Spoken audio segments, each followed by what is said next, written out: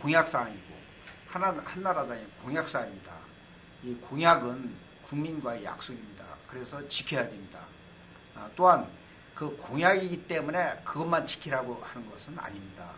왜 그러냐면 세종시의 그 적지가 바로 여기입니다.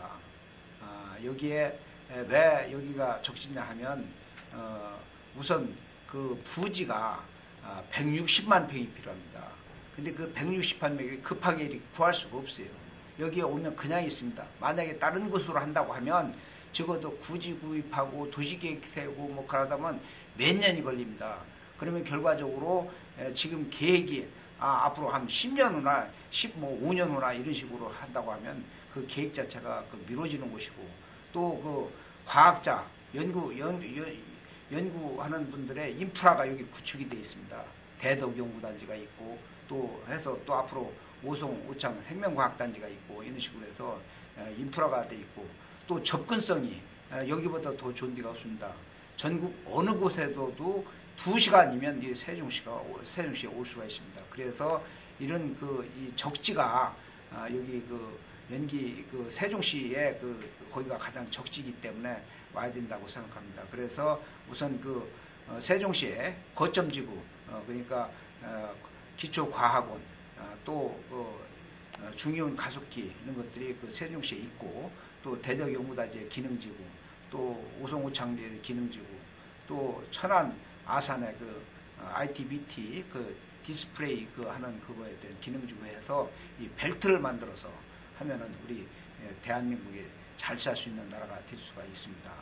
늘 보면 이런 정책적인 국가적으로 아주 중요한 사업이 정책적 당리당략으로 해서 장소가 바뀌고 이렇게 함으로 해서 국가가 손실 보는 그런 내용이 많기 때문에 반드시 이 국제과학 비즈니스는 세종시 와야 된다고 생각을 합니다. 넓은 인사분들이 참여를 했습니다. 뭐 예를 들면 노인회 연기군 지회장님을 비롯해요 청년회에서의 회장이라든가 개인택시 지부장이라든가 학원연합회장이라든가 또 여성단체의 각 회장단 또 사회봉사단체의 회장단 또 이장단 협의회 회장님들 또 주민자치위원회 위원장님들 또 각종 사회복지단체 회장님들 또 새마을 지도자 협의회 회장님 바르게 살기 회장님 또 체육회 회장님 또 자율봉사단 회장님들 참전용사 또 여기에 고문으로는 지역 의회 의원님들 이렇게 같이 동참해서 우리가 앞으로 과학 비즈니스 벨트가 반드시 이 세종시에 유치될 수 있도록 그렇게 최선의 노력을 다하겠다는 그런 결의를 하기 위해서 모인 분들입니다. 기능의 확보라는 측면이 크지.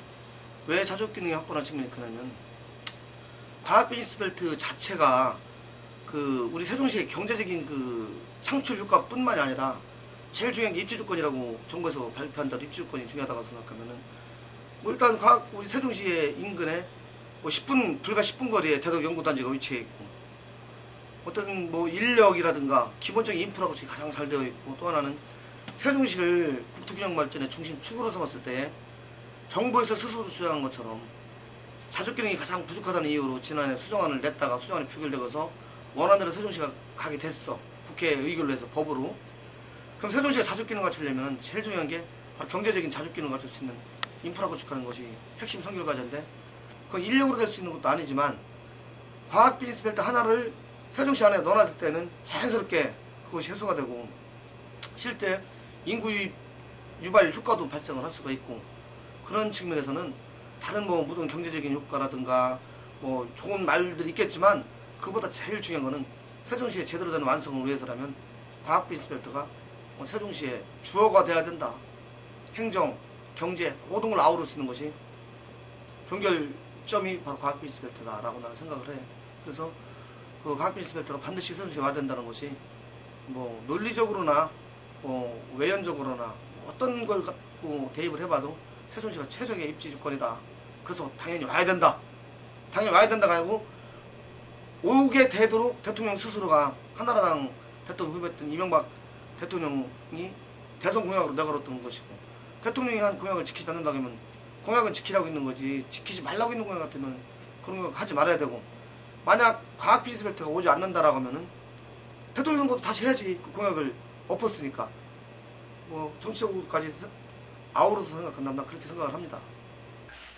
첫째, 세종시는 이미 2230만 평이 부지가 내되어 있고 이 도시개발 계획이 완성되어 있어서 기초과학연구원, 중요한 가속기, 국제과학대학원 건설을 즉시 시작할 수 있습니다. 둘째, 인근의 대덕연구개발 특구에는 정부 출연연구소, 기업연구소, 기업대학들이 집적되어 있어서 연계 발전시키기 좋으며 우수한 연구인력 확보가 가능합니다. 셋째, 전국에서 2시간 이내 접근성이 가장 좋기 때문에 전국 주요 도시와 대학, 연구기관, 기업과의 연계 발전이 우수합니다. 넷째, 세종시의 자족기능 미비점을 자족기능을 만등시켜 줄 것입니다. 다섯째, 과학벨트가 세종시에 입지하는 당위성에 대해서 말씀드리겠습니다. 연구인력 인프라가 풍부합니다. 세종시에 거점지구가 위치할 경우 대덕연구단지, 오송, 오창, 천복단지, 천안함 산업단지가 30분 거리 이내에 연계되어 중심이 될 것입니다. 다음은 우수한 정주 환경을 제공할 수 있습니다.